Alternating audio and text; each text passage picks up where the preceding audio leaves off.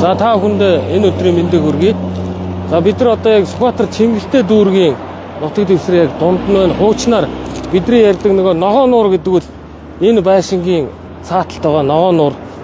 За бид нар энд одоо ингээд 1008 айлын орон сууцны хорооллын ажил, барилга угсралтын ажил энэ 6 сард улсын комисс ажиллаар байгаа.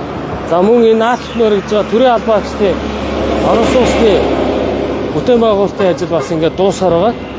Тэгээд Улаанбаатар хотын одоо төв талбайгаас 1 км гарны зайд ингээд бид нар ийм 2 дэгч түүхий давдаг тийм ээ. За мөн цаашлаад тос солилгоо хийдэг, дугуй засвар хийдэг ийм байршлууд одоо ингээд нэгдүгээр игнэнд үргэлжилж байна. Та хэд маань тэр хоошоо харж байгаа. Тэр нэг Вьетнам засвар гэж байна. Наан ингээд 2 дэгч түүхий давж байна. Годомж нийтийн эзэмшлийн зам талбай дээр хог хаягдл түүхий даваад тос асгаад ингээд байдаг. Энэ бол Улаанбаатар хотын төлөвлөлт биш юм аа.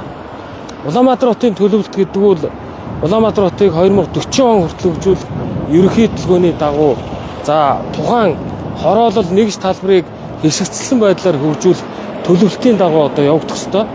Тэгээ бид нар энэ хүрээнд төлөвлөлтийн дагуу энэ жил Улаанбаатар хотын 40 гаруй байршилд газар чөлөөлтийн ажлыг хийхээр ингээд төлөвлөлөөд ихний газар чөлөөлтийн ажлууд явагдаж байна. За одоо энэ ард харагдж байгаа одоо энэ балкаар барьсан байшинтай айлууд ингээд цаатлын айлууд үндсэндээ зөвшөлтсөлд ороод гэрээ хэлцлүүд хийгдээд дууссан байгаа. Энийн цааталд ямар нэг өөр нэгж талбар байхгүй. Одоо хуучнаар ногоо нуур гэдэг нуур одоо яг харагдана. За энэ айл бас газар чөлөөлтөд зөвшөлтсөл төрсөн. За энэний цаатлын айл хүрсэн, тэрний цаатлын айл нь хүрээг байгаа. Тэгэхээр би иргэдэд юу гэж уриалж байна, аж ахуйн нэгжүүдэд юу гэж уриалж байна гэхээр Улаанбаатар хот замаа барих, тийм ээ, гүүрэн байгууламжаа барих, инженерийн шугам сүлжээгээ татах, за цаашлаад сургууль цэцэрлэг барьж байгуулах, за орон сууцны хорооллууд барьж байгуулахад зайлшгүй юм төлөвлөгдсөн газрууд дээр иргэд маань ингээд хотынхоо ажлыг, их хотын ажлыг үнэлээд хүлээн зөвшөөрөөд зах зээлийнх нь өнөөгийн одоо жишгт нийцсэн байдлаар газар чөлөөлтөн дээр одоо бид та бүхнийг одоо илүү хурдан ойлголцол төрхийг уриалж байна. Би өнөөдөр энэ байршилд ирж бэлтгэн хэдүүлээ Улаанбаатар хотынхоо төв талбайгаас ерөөсөө 1 км-ийн зайтай ингээд 2 дэгч түүхий даваад тийм ээ. За цаашлаад тос машины тосмаасал солио дугуй засвар хийгээд ингээд байж байгаа нь бол энэ Улаанбаатар хотын өнөөгийн төлөвлөлтөд нийцэхгүй байгаа. Тийм учраас та бүхнийг энэ төлөвлөлтийн дагуу хэдүүлээ Улаанбаатар хотоо өөрчлөе, цэгцлэе, эмхлэе гэж байгаа энэ хотоос гарч байгаа санаачлалыг та бүхнийг хүлээж авч одоо хэлцэлд орохыг урьж байна. Одоо энэ урдлын колонкийн одоо эзэн бол энэ Улаанбаатар хот яг энэ одоо Баянбүрдийн тойргийн хойтлын энэ нэгж талбар гэхэд бусдууд нь бүгд зөвшөөрсөн байдаг. Ганцхан энэ айл ойлголцохгүй байгаа хувьд бол би одоо харамсаж байна. Та бүхэн энийг одоо хүлээж авч гэр хорооллыг дахин одоо хөгжүүлэх Улаанбаатар хотын автозамын төвөгжрлийг бууруулах энэ хуулийн хүрээнд одоо бид зөвшөлтсөж явж байгаа гэдгийг та бүхэнд дахин одоо хэлэх үүднээс энэ байршилд одоо өнөөдрийн энэ бичлэг лайвыг хийж байна. Тэгээ бид нар энд чөлөөлөгдсөн байршлууд дээр ямар одоо бүтээн байгуулалт хийх вүгээр энэ барилгын компаниудад бид нар энэ газрыг инженерийн шугам сүлжээтэй санал болгоно. За барилгын компаниуд энэ баригдсан барилгаасаа бидний газрын төлбөрт гаргасан мөнгө нь одоо тодорхой байруудыг бидэд өгнө.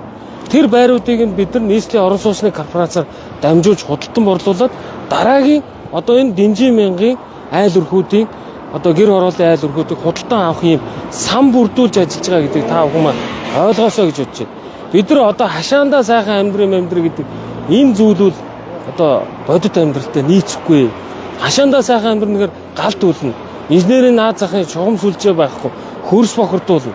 Тийм учраас бид нар одоо энэ чөлөөлөгж байгаа газруудыг бүхэлд нь бид нар эдгээр байгаа барилгын компаниудад бид нар одоо дотор нь тодорхой хэмжээнд өрсөлдүүлж одоо дуудлага худалдаа маягаар энэ газараа төлөвлөж барилгын компаниуд өгнө. Барилгын компаниуд бидэрт ашигтай талбайхаа 20%-ийг энэ баригдсан барилгаас аав гэж хэлнэ. Авсан 20% авсан барилгыг нь бид нар носкоор дамжуулаад худалдан борлуулсан мөнгөөрөө энтлийн энэ гэр хорооллын айл өрхүүдийг худалдаж авдаг ийм схем рүү шилжсэн гэдгийг би бас өнөөдөр хэлхийг хүсэж байгаа. Өнөөдөр Чингэлтэй дүүргийн засаг дарга мандуул битээр бас энэ Чингэлтэй дүүргийн хэд хэдэн байршлууд дээр яг ийм байдлаар газар чөлөөлтүүдийг энэ жил хийх төлөвлөгөөгөө ярилцахаар өнөөдөр ингээд уулзаад байж байгаа. Удахгүй энэ 1008 айлын орон сууцыг худалдан борлуулах ажил эхэлнэ.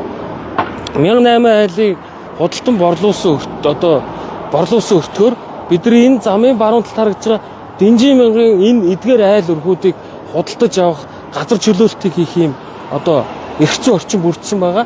Энэ чөлөөлөгдсөн газруудыг бид нар муу ялгаагүй барилгын компаниудад нээлттэй дуудана. Барилгын компаниуд танаа энэ газар дээр бид нар та бүгдийн төлөвлөсөн тэдэн айлын орон сууцыг барина. Тэрнийхээ тэдэн хувийг буюу 15-аас 20% танаа Чингэлтэй дүүрэг нийслэлийн орон сууцны корпорацид өгье гэдэг ийм хэлцээлийг л хийх ийм бид нар эрх зүйн зохицуултыг бий болгоод байгаа. Тэгэхээр удахгүй би бас шинэ зар хэлгээд энэ бидний ард харагдж байгаа 1008 энэ төрийн албаагчдын энэ чи баг 400 айлын орон сууц өнөө. Эдгээр орон сууцны барилгууд энэ 6 сард улсын комист ашиглалтанд орно. Ашиглалтанд оронгууд энэ юутай холбоотой 1008-тай холбоотой 1008 айлын орон сууцыг бид нар мөн нийслэлийн орон сууцны корпорацаар дамжуулж худалдан борлуулна. Борлуулсан мөнгөөрөө бид нар энэ баруун талын газрыг худалдаж авна.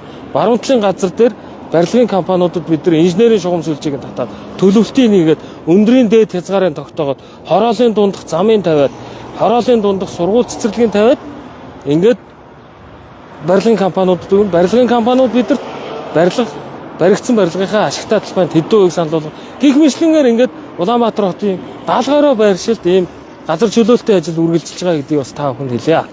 За ингээд лайв энд дуусгая. Бид нар энэ хойно Сэлб дэд төвийн бас газар чөлөөлтийн явц байдалтай нэг танилцсах мөн энэ Улаанбаатар арена хийх бас нэг газар чөлөөлтийн ажилтай танилцах ийм ажлуудтай байгаа энэ орчимд. За баярлалаа.